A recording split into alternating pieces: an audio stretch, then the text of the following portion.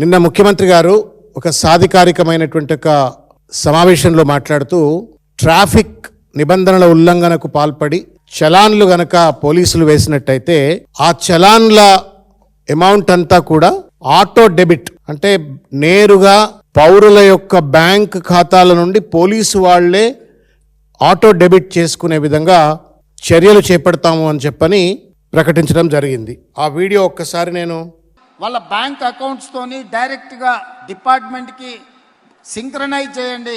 ఎప్పుడు చాలాన పడితే ఆటోమేటిక్గా వాళ్ళ అకౌంట్లోకి వెళ్ళి డిడక్ట్ అయ్యి పోయే విధంగా ఈరోజు బండి రిజిస్ట్రేషన్కి వచ్చినప్పుడే ఆ బండి యజమాని యొక్క ఖాతాను మీరు తీసుకోండి, బ్యాంక్ అకౌంట్ను అటాచ్ చేయండి. ఏ బండి అయితే స్పీడింగ్ చేస్తుందో, ఏ బండి అయితే సిగ్నల్ జంప్ చేస్తుందో, ఏ బండికి అయితే చలాన పడుతుందో ఆటోమేటిక్గా ఆ యజమాని అకౌంట్లో నుంచి నగదులు బదిలీ అయ్యే విధంగా మీరు ఈరోజు టెక్నాలజీని వాడుకోండి, బ్యాంకులను కూడా సమన్వయం చేసుకోండి. ఇది రేవంత్ రెడ్డి గారు నిన్న మాట్లాడినటువంటిది. నాకు ఒక్కోసారి అనిపిస్తుంది, రేవంత్ రెడ్డి గారు ఏమైనా అమాయకుడా, కనీస రాజ్యాంగ స్ఫూర్తి కానీ లేకపోతే ప్రజలకు సంబంధించినట్టుగా చట్టాలు సాధ్యాసాధ్యాలేంటి కనీస అవగాహన లేకుండా ఏది నోటికి పడితే అది వచ్చి మాట్లాడతాడా? అహంకారమా లేకపోతే అమాయకత్వమా అజ్ఞానమా? మొత్తానికి మాత్రం ఇష్టం వచ్చినట్టుగా మాట్లాడతాడు, చట్టాలపైన కనీస అవగాహన లేకుండా ఇష్టం వచ్చినట్టు మాట్లాడతాడు.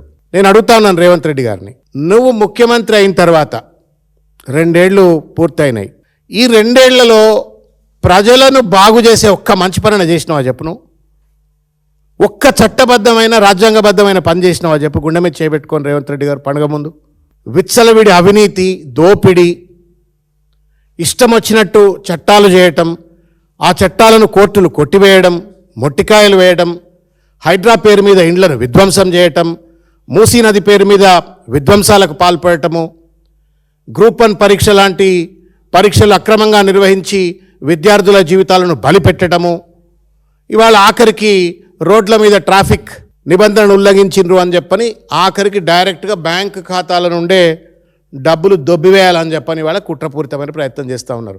We are not against regulating the traffic on the roads, కానీ అవసరమైనటువంటి ఒక రీతిలో ప్రజలను చైతన్యపరచండి, ఎడ్యుకేట్ చేయండి.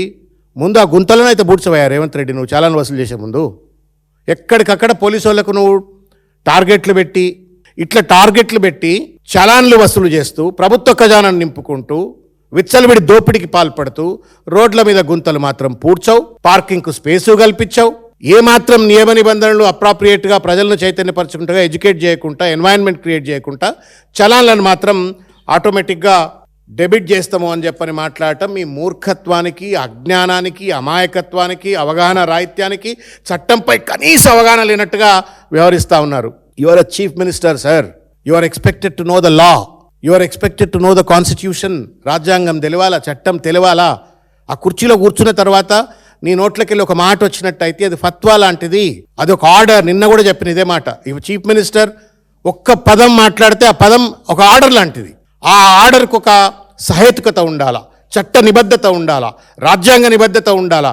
ఏది పడితే అది మాట్లాడితే జోకర్ అయిపోతారు. And you are making governance as a joke and you are becoming a joker.